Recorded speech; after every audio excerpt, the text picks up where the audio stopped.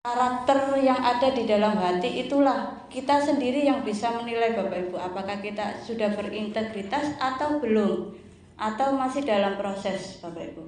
Jadi terlepas dari sebuah organisasi atau instansi lembaga yang Bapak Ibu tekuni saat ini, seperti itu. Memang modalnya itu sangat banyak, ada komitmen, disiplin, pengorbanan. Tapi percayalah Bapak Ibu, modal ini adalah modal yang sangat sederhana. Tidak perlu harus berkorupsi dulu baru kita berintegritas Bapak Ibu. Karena tidak perlu modal nominal, hanya berawal dari hati kita sendiri. Hati kita sendiri juga anugerah dari Tuhan, dimana juga free, tidak berbayar, tidak ada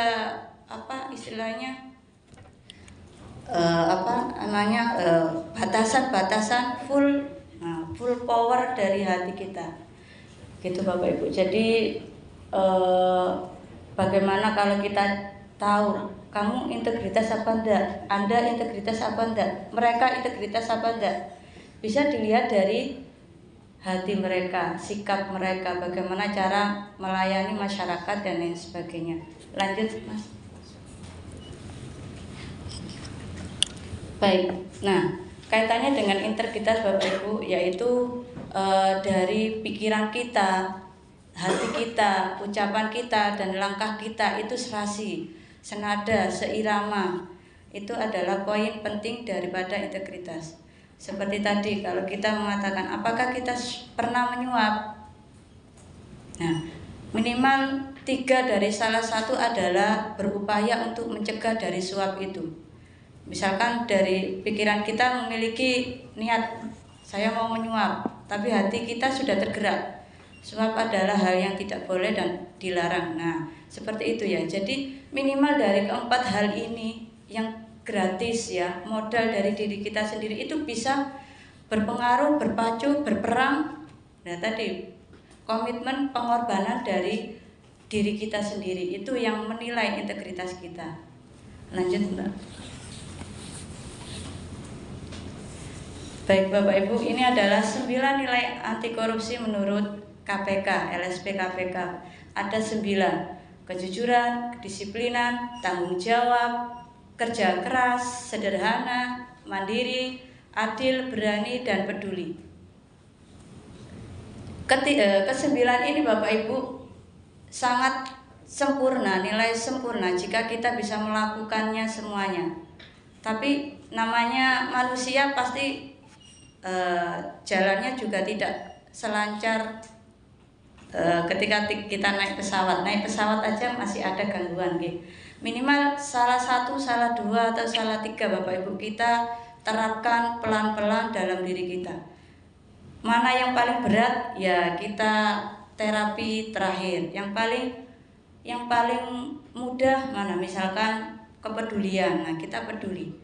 Kasihan ya, itu udah bentuk kepedulian yang sangat sederhana dan levelnya paling rendah. Nah, kasihan dia korupsi. Nah, itu ya. Sudah kita minimal melihat dan kasihan itu sudah empati.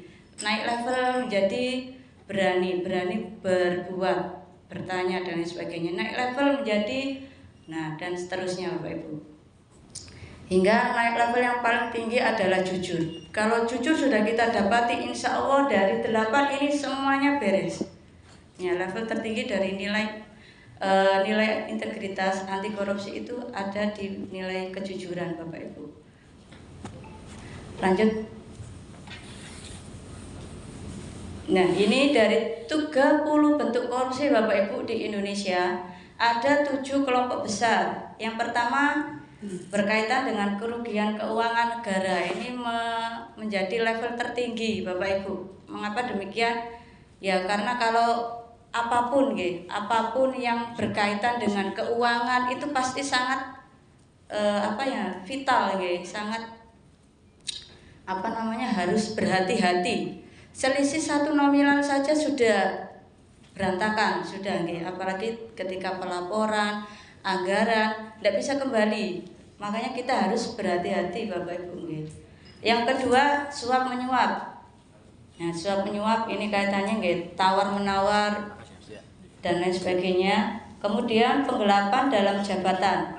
Nah, penggelapan dalam jabatan, nah ini biasanya kalau saya lihat di sosial media sering muncul. Kalau ketahuan biasanya kalau sudah turun jabatan atau sudah habis masa jabatannya, baru muncul problem-problem kaitannya dengan penggelapan dalam jabatan, kerugian keuangan dan lain sebagainya. Kalau masih menjabat masih aman. Karena apa? Karena ada hal yang tahu tapi tidak berani melapor. Karena apa? Taruhannya adalah jabatannya mereka sendiri. Kalau orang yang bersangkutan sudah tidak menjabat, tidak memiliki kewenangan, kekuasaan, barulah terungkap satu persatu delik-deliknya seperti itu. Perbuatan curang, benturan kepentingan ini, dan gratifikasi ini juga rawan. Gratifikasi ini anaknya lincah yang susah ditebak ini gratifikasi atau bukan, karena memang gratifikasi ini sudah membersamai kita dalam kehidupan sehari-hari. Seperti itu Bapak Ibu. Lanjut Mbak. Nah, untuk teori penyebab korupsi, bagaimana faktornya? Adanya faktor keserakahan. Mohon maaf, serakah itu juga sifatnya hewan juga. Kalau dibawa ke sifatnya manusia berarti kita nggak ada bedanya dengan hewan. Mohon maaf Bapak Ibu ya. Jadi jangan sampai kita tidak sesuai dengan karakter manusia kita. Yang kedua ada kesempatan, kebutuhan, dan pengungkapan Bapak Ibu. Lanjut. Nah, bagaimana kita caranya memberantas korupsi? Ada 3 cara, yaitu ada kampanye atau edukasi, kemudian yang kedua ada pencegahan dan ada penindakan. Nah, forum ini salah satu dari strategi pemberantasan korupsi, yaitu mensurvei dari penilaian integritas KPK pada tahun 2025 nanti yang akan kita proses. Selanjutnya, nah ini kaitannya dengan SPI. Saya kira tidak perlu saya lebih lanjut karena Bapak Ibu juga memahami. Lanjut Mbak. Nah ini juga. Nah lanjut. Nah ini adalah data ya. Mohon maaf. Yang pertama ada dampak pada dimensi internal budaya organisasi. Ada hal-hal peran kepemimpinan yang berintegritas itu yang bagaimana, ada teladan yang puncak pemimpin yang menjadi role model di instansi atau lembaga masing-masing. Adanya perlindungan bagi yang melapor dan bagi korban dari korupsi tersebut, dan adanya promosi berbasis merit, bukan soal suap ataupun nepotisme. Lanjut Mas. Nah, yang kedua ada yang hubungannya dengan eksternal, vendor dengan publik, yaitu etika tunggal, kaitannya dengan pemimpin yang mengikat diri ya, tidak mau berkolaborasi, terlalu menyendiri, tidak mau terbuka, tidak mau transparansi, datanya tidak akuntabel dan lain sebagainya. Lanjut. Ya, yang ketiga kaitannya dengan tata kelola, yaitu adanya tindak lanjut rekomendasi ya. Dari hasil SPI ini saya harap adanya tindak lanjut Bapak Ibu ya. Jadi tidak hanya disurvei, dinilai, setelah itu sudah hanya sebagai pajangan atau pedoman, kemudian tahunnya berikutnya juga seperti itu. Jadi hanya sebagai normalisasi dalam hal penyurvei, seperti kalau di pendidikan itu adanya survei lingkungan sekolah atau madrasah, itu juga setiap tahun ada survei, tapi tindak lanjutnya belum kami rasakan dan ke pihak sekolah yang bersangkutan belum ada. Jadi disurvei saja, tidak ada tindak lanjutnya. Jadi itu juga kurang pas. Jadi saya harap nanti ke depannya, nanti katanya Pak Eko tahun depannya ada pemberantasannya gitu, atau pencegahannya. Jadi tidak hanya dideteksi saja, tapi ada pencegahan, kemudian ada penindakan. Dari misalkan dari nilai yang paling rendah, yang paling merah, nah itu yang ditindak dan dicegah, tidak hanya sebagai pajangan saja. Lanjut. Oke, kaitannya dengan gratifikasi ini Bapak Ibu. Lanjut Mas. Tadi ada menyenggol bahwasanya gratifikasi itu ada enggak yang boleh, ada yang tidak boleh Bapak Ibu. Yang tidak boleh ini sesuai dengan UU yang mengacu pada tahun 1999. Langsung saja itu ada kaitannya izin, pengadaan barang, proses evaluasi keputusan di luar kedinasan dianggap suap.